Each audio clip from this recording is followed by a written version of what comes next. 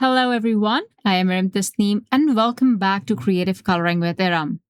I'll be watercoloring a page out of Altenew's coloring book using the Deep Muse Watercolor Compact, focusing on soft petals, gentle shadows, and a loose background.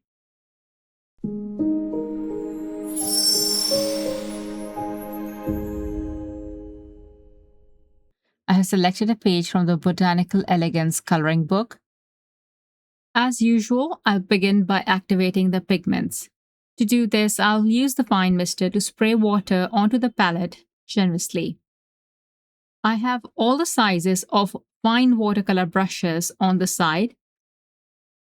I will start by applying water to a petal with one brush and dropping in pigment with the second brush. Make sure there's not too much water on the petal, otherwise the paint will be runny and your entire petal will look uniform. We want the petal tips lighter than the petal bases.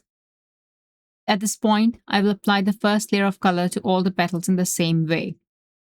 The only thing I need to keep in mind is keeping the petal tips lighter. This will help me when I come back in to add more layers of paint. If you have added too much paint or water, use your clean brush to pick up excess. You can also do this with a corner of a tissue. After coloring all the petals, I will revisit them with a slightly more intense pigment to add depth at the petal bases and in shadowed areas. These shadowed regions are typically those underneath overlapping petals. To make shadow and highlight placement easier, it's helpful to imagine a consistent light source direction. Any dark pigment or any pigment in general that I'll apply will be moved and softened using a clean, slightly damp brush that is not dripping wet. The brush will have just enough moisture to manipulate the pigment, and more water can always be added if necessary. To add the third layer of color, you can either apply lilac burgundy directly or tone it down by mixing it with raspberry rose. I chose to blend and dilute it. I didn't want intense shadows right away. I wanted to gradually build my shadows and decide whether I wanted more contrast or to stop at some point. Feel free to use any size paintbrush you are comfortable with. I will switch to a smaller size when I add more concentrated, darker pigment for more control. I'll still soften the pigment with a clean brush.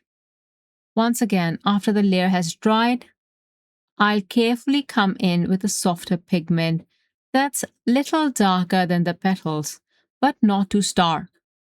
I'll add details now using wet on dry technique, which means painting on a dry surface.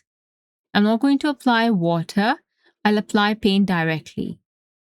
My image isn't completely dry yet, but it's dry enough for these details. I'll also have my clean paintbrush ready to soften these details, giving the painting a soft, polished look. For the leaves, I began by blending golden ochre with mossy oak. I'll create a soft, loose watercolor effect for the background, which means I won't need to put as much effort into detailing the leaves. These will sit peacefully in the background, allowing the soft flowers to take center stage as the main focus of the panel. I will dab my brush and add more pigment so it's not uniform painting. It has more texture.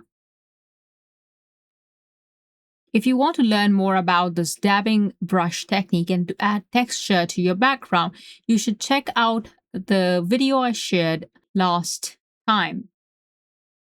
Then I will start dropping in pigment and painting the leaves in the same dabbing manner, not worrying too much if my paint goes outside the lines.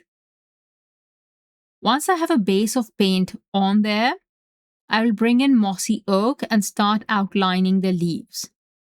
I work it inwards towards the midrib with a less concentrated pigment. I will do this for all the leaves.